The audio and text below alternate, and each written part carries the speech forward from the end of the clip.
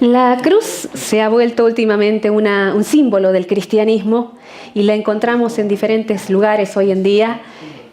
La tenemos en aretes, en pendientes, en diferentes lugares, en adornos, en los cementerios. La cruz es hoy un sinónimo del cristianismo. Pero en los tiempos de Jesús, la verdad es que la cruz no era algo lindo que uno pudiera usar para adornar nada. La cruz en el tiempo de Jesús era símbolo de vergüenza, era símbolo de tristeza, porque solamente los peores criminales, los traidores, eran crucificados. Así que la cruz representa la muerte más vergonzosa, más humillante, más cruel y más despreciable que una persona pudiera experimentar. Sin embargo, esa es la manera en que Dios eligió para acercarse a cada uno de nosotros. Vamos a tener abiertas nuestras Biblias en Marcos capítulo 15, versículo 21, 15, 21. Lo voy a leer y dice así. Y obligaron a uno que pasaba, Simón de Cirene, padre de Alejandro y de Rufo, que venía del campo, a que le llevase la cruz. Toda persona que iba a ser crucificada tenía que llevar desde el lugar donde estaba prisionero hasta el lugar donde iba a ser crucificado una madera muy pesada. Algunos dicen que tenía entre 30 y 50 kilos. La tenía sobre sus hombros y sus dos manos estaban atadas a ese travesaño de madera. Y ese era el palo horizontal de la cruz. El vertical ya estaba enterrado en el lugar donde iba a ser crucificado. Pero la persona que iba a ser crucificada tenía que llevar por sí mismo este pesado madero hasta el lugar de la crucifixión. Y la noche anterior Jesús había sido apresado y también había sido enjuiciado 6 veces, 3 veces por los judíos y 3 por las autoridades romanas. Y fue castigado y fue azotado toda la noche. Y había perdido mucha sangre. Y sin dormir, él no tuvo fuerzas para llevar el madero todo el trayecto, sino que dice la palabra de Dios que se cayó varias veces. Entonces, cuando los soldados romanos veían que una persona no podía llevar el madero, lo que hacían era patearlo, empujarlo y obligarlo a que se levante y vuelva a caminar. Pero cuando esto no surgía efecto, lo que ellos hacían, los soldados hacían, es que agarraban a cualquier uno que pasaba por allí, le ponían la lanza en el hombro y le pedían su colaboración. Y nadie se negaba. Todo el mundo obedecía a lo que le mandaban. Y en ese momento los soldados romanos ponen su lanza sobre el hombro de un hombre que pasaba por allí llamado Simón. Simón era de un lugar llamado Cirene. Y este Simón que estaba allí se vio obligado a cargar con el madero de Jesús. Es interesante que la Biblia dice aquí que Simón venía allí a Jerusalén y estaba entre la multitud, probablemente con el motivo de la Pascua. Y cuando estaba allí, el soldado le toca su hombro con la lanza, le pide colaboración y le dice, ven para aquí. Con toda seguridad, Simón había pensado, hoy no es mi día de suerte. Porque de entre todas las personas que podrían haber agarrado, me agarraron a mí. Y para pedirle algo sumamente humillante, que era llevar el madero de la cruz en ese momento. Sabemos que Simón no conocía a Jesús, porque si no la palabra lo hubiera dicho. ¿Sí? La palabra, cuando habla de gente aquí relacionada a la crucifixión, dice José de Arimatea, el que era discípulo, o María y las mujeres amigas de Jesús. Dice, pero de Simón dice solamente era Simón, uno que pasaba por allí, así que Simón no conocía a Jesús. Sin embargo, allí lo agarraron y Simón tuvo que llevar ese madero y él no podía defenderse, no podía contestar, no podía decir nada, no podía negarse tampoco, pero algo sucedió con su vida ese día. Una cosa interesante aquí es que nombra a sus hijos, Alejandro y Rufo. Estos hijos, la única razón para la que Marco pueda nombrar a ellos es que la iglesia que va a leer esto los conozca. Quiere decir que ese día, la vida de este hombre Simón, ese día de que caminó ahí llevando ese madero, ese día la vida de Simón cambió y con él la de toda su familia. Y sabemos esto porque en Romanos capítulo 16, verso 13, Pablo habla justamente de esta familia. Habla de la esposa de Simón, que era como una madre para él, y habla de Rufo, su hijo, el hijo de Simón, como una de las personas amadas por la iglesia primitiva. Quiere decir que la vida de Simón cambió ese día cuando él no lo esperaba. Esto nos enseña que Dios puede usar las circunstancias negativas o las experiencias humillantes o tristes para que las personas le conozcan a Jesús. Yo conocí muchas personas que me han dicho, si yo no hubiera pasado por esto, no hubiera conocido a Cristo jamás. Si no hubiera pasado por esta experiencia, nunca hubiera buscado a Dios. Y es lindo ver cómo Dios utilizó esa circunstancia que en la vida de Simón para que él pueda conocer y toda su familia también. Al principio puede ser que Simón haya cargado ese madero de poca gana, pero al estar allí viendo de cerca a Jesús, su vida cambió. Y esto nos enseña una cosa, y es que Dios Dios elige a cada uno de nosotros. Ese soldado romano podría haber elegido de toda la multitud a cualquier uno, pero Dios quiso que fuera Simón de Cirene. Y Dios quiso que fuera él, y por eso su vida también fue transformada y la de su familia más tarde también. Y lo mismo sucede con nosotros, con nuestras vidas. Dios es el que un día te eligió a ti entre una multitud de gente. Podría haber elegido a otro, pero a ti te ha elegido para que tú escuches su palabra y le puedas conocer. Versículo 22 dice, y le llevaron a un lugar llamado Gólgota, que traducido es el lugar de la calavera. Por lo general se lleva al que iba a ser crucificado por un camino largo, el más largo que había, para que más gente lo pueda ver. Las calles de Jerusalén tenían subidas y bajadas y eran muy estrechas. Había mucha gente allí y era un espectáculo ver a alguien que iba a ser crucificado. Versículo 23. Y le dieron a beber a Jesús, antes de crucificarlo, vino mezclado con mirra, pero él no lo tomó. Este vino del que habla aquí el versículo 23 era una especie de sedante. Era un vino que estaba mezclado con unas especias y lo hacían las mujeres ricas y piadosas que vivían en Jerusalén. Las mujeres compraban los elementos y hacían este vino como una forma de tener misericordia de aquel que iba a ser crucificado, como una forma de tener compasión. Le daban a beber este vino que era un anestesiante y permitía que los clavos, al ser clavados en las manos y en los pies, la persona pudiera soportarlo. Pero Jesús dice que probó esto y lo rechazó. Él sabía lo que le iba a pasar, sabía lo que iba a sufrir, pero dice que él no quiso tomarlo. Versículo 24 y 25. Y cuando lo vieron crucificado, repartieron entre sí sus vestidos, echando suerte sobre ellos para ver qué se llevaría cada uno. Y era la hora tercera cuando le crucificaron. Dice que a Jesús le sacaron su ropa y la sortearon entre los soldados que estaban allí y le clavaron entonces en la cruz. Es interesante que más de 1000 años antes Dios había hablado a través del rey David y había profetizado de que esto iba a pasar. Todo lo que pasó en el momento de la crucifixión, la ropa que le sacaron a Jesús, el desprecio y la burla de las personas, el abandono de su padre, todos los detalles de este momento, 1000 años antes, Dios ya había especificado cómo iba a ser. Y así sucedió exactamente. Así que los romanos no sabían que detrás de todo esto estaba Dios, pero detrás de todo esto estaba el plan de Dios para Jesús. Versículo 25 dice que Jesús fue crucificado más o menos a las 9 de la mañana, la hora tercera. Para los judíos la hora comenzaba a las 6 de la mañana con la salida del sol, así que la hora tercera es más o menos las 9 de la mañana. A las 9 de la mañana Jesús fue crucificado.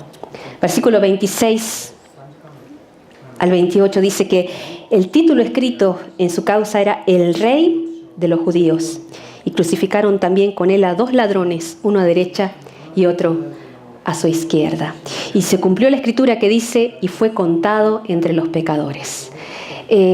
Como no pudieron acusar de nada a Jesús, no había nada malo que él hubiera hecho, lo acusaron de querer hacerse rey. Y en Roma el delito más grave era querer rebelarse contra el emperador. Así que este castigo, el castigo máximo, era el de la cruz. Así que Jesús fue crucificado junto a 2 ladrones, acusado de querer ser el rey de Israel. Pero había una diferencia. A veces uno ve la imagen de las 3 cruces. Yo nunca había pensado eso, pero los niños que ven 3 cruces me han preguntado, ¿hay 3 Jesús? Porque cuando se ve la imagen hay 3 cruces allí. Jesús fue crucificado, dice la palabra, en medio de 2 ladrones. Había una diferencia entre él y ellos, y es que esos hombres estaban allí porque estaban pagando lo que habían hecho. Ellos habían hecho cosas malas y estaban pagando por eso. Pero Jesús era diferente. Jesús dice que vivió una vida sin pecado y perfecta, y Él estaba allí únicamente para pagar tu pecado y el mío. Si alguna vez te preguntaste qué tan grave es para Dios el pecado, basta solamente con mirar la cruz de Cristo y ver la muerte que Él sufrió. Y eso te va a hacer dar cuenta cuán grave es a los ojos de Dios el pecado. Y Jesús vino a este mundo y vivió una vida perfecta, sin pecado, y por eso Él fue a esa cruz para ofrecerse en tu lugar y en mi lugar. Si Jesús no hubiera estado en esa cruz, yo tendría que haber estado allí. Tú tendrías que haber estado allí también.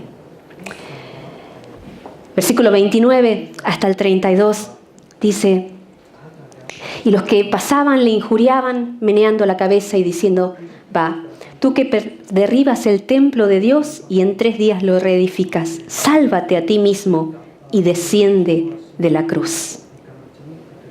De esta manera también los principales sacerdotes, escarneciendo, se decían unos a otros salvó, a sí mismo no se puede salvar. El Cristo, el Rey, descienda ahora de la cruz para que veamos y creamos. Tanto las personas que pasaban por allí como los religiosos empezaron a burlarse y le empezaron a decir a Jesús: si tú realmente eres Dios, bájate de esa cruz. ¿Saben lo que eso significaba? Ellos decían: si tú te bajas de esa cruz, voy a creer en ti. Y lo que ellos no sabían es que si Jesús se bajaba de esa cruz, ninguno de nosotros podía alcanzar salvación.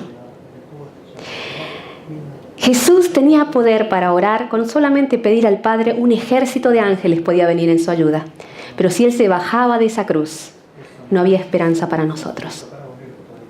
Porque Él estaba allí para pagar en nuestro lugar. Así que Jesús tuvo que elegir en ese momento si salvarse a sí mismo o salvarte a ti. Y eligió salvarte a ti. Por eso se quedó en esa cruz.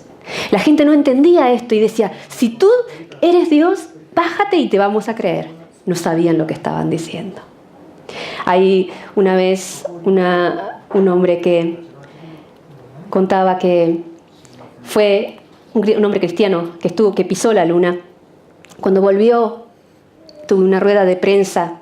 Uno de los periodistas ateos le dijo: ¿y? ¿Has visto a Dios? ¿Allí? ¿Has visto a Dios en el espacio? Sin embargo, ese hombre pensaba justamente que allí no iba a poder, Dios no se puede, Dios no existe, por eso no se puede ver. La siguiente pregunta que el hombre le dijo: ¿tú quieres ir a ver si está? ¿Quieres ir a ver si Dios está allí en el espacio? Cuando estés allí y pises la luna, tú sácate la escafandra y lo vas a ver cara a cara y vas a tener que darle cuenta de que no has creído. Realmente la gente decía cosas y no sabía lo que estaba diciendo. Decía, si tú realmente eres Dios, sal de esa cruz y te vamos a creer. Pero Jesús estaba allí y eligió quedarse en la cruz para salvarnos.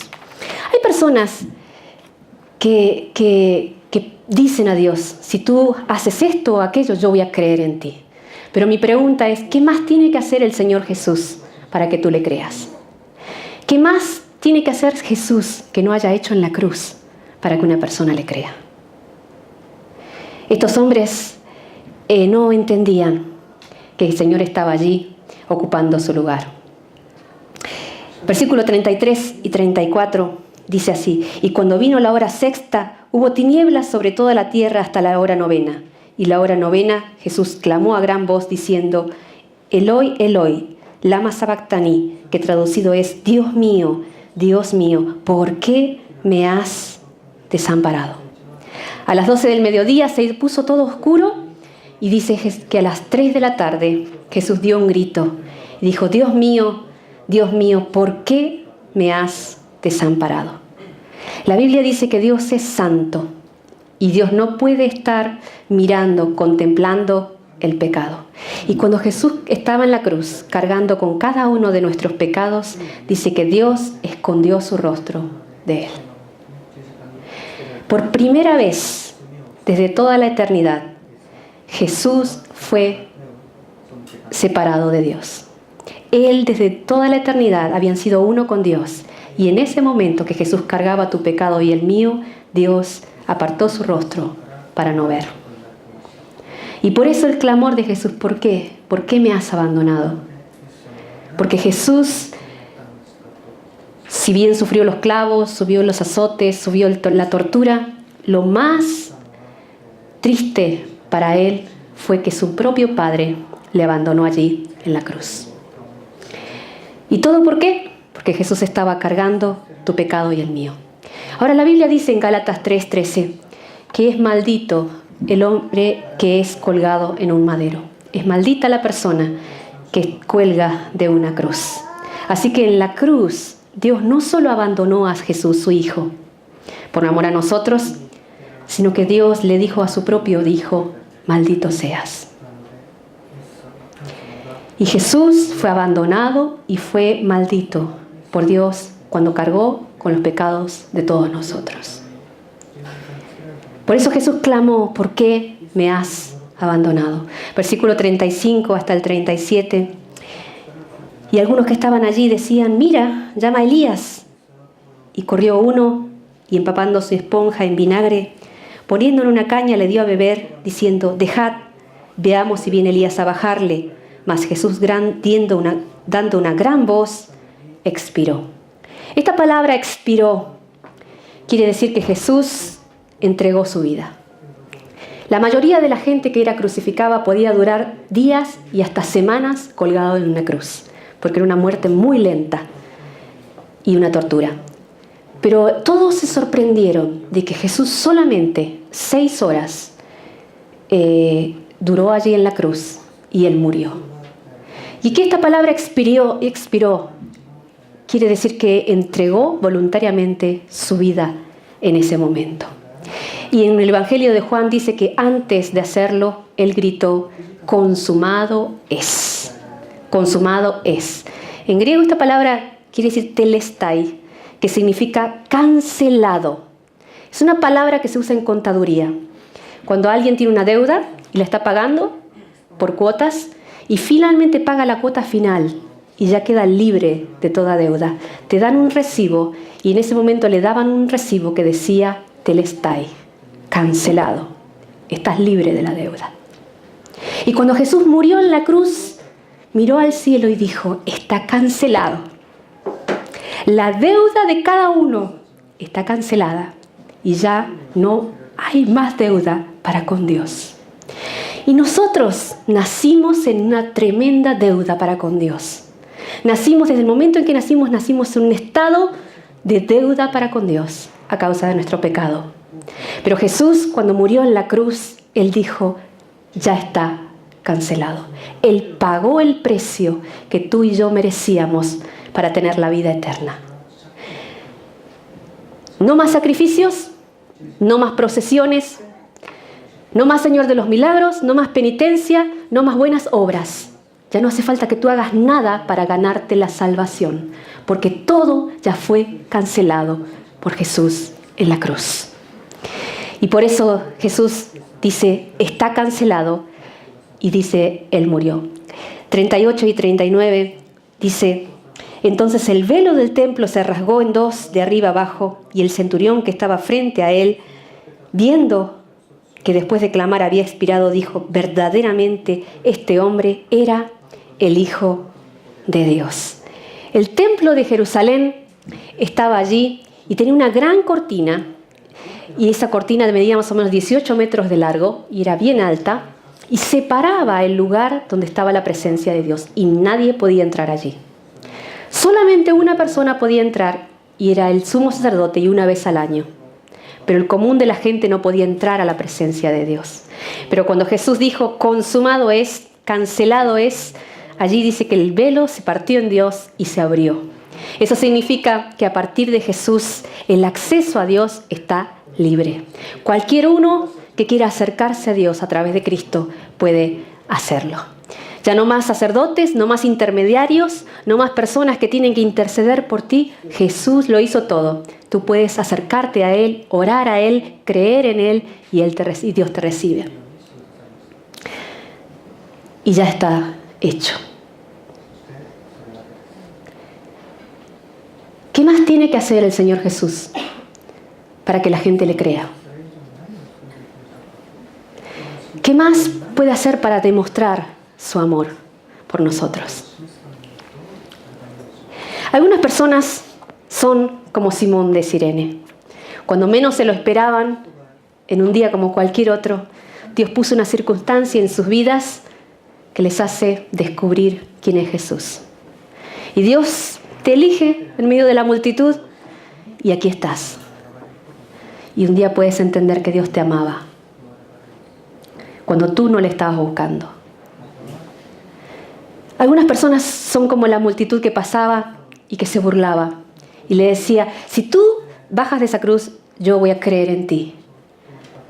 Y estas son personas que dicen, Dios, si tú haces tal o cual cosa, entonces sí voy a creerte. Si puedo ver que tú haces esto, entonces yo te voy a creer. Y siguen esperando señales o milagros para creer en Jesús. Otros son como los religiosos, que tenían un corazón duro hacia Jesús y también esperaban que Dios hiciera más cosas para acercarse a Él y creer en Él. Y otros son como el centurión, sencillamente este soldado que observando lo que Jesús había hecho, se arrodilló allí y dijo, realmente sí, es el Hijo de Dios y yo lo creo. Yo te pregunto en esta tarde, falta una semana para la Pascua, ¿qué lugar ocupa Jesús en tu vida? ¿Qué lugar ocupa la cruz de Cristo en tu vida? ¿Es un adorno? ¿Es una historia? ¿O Jesús, la cruz de Jesús es el centro de tu vida? Eso, según cuál sea tu respuesta, depende tu futuro en la eternidad.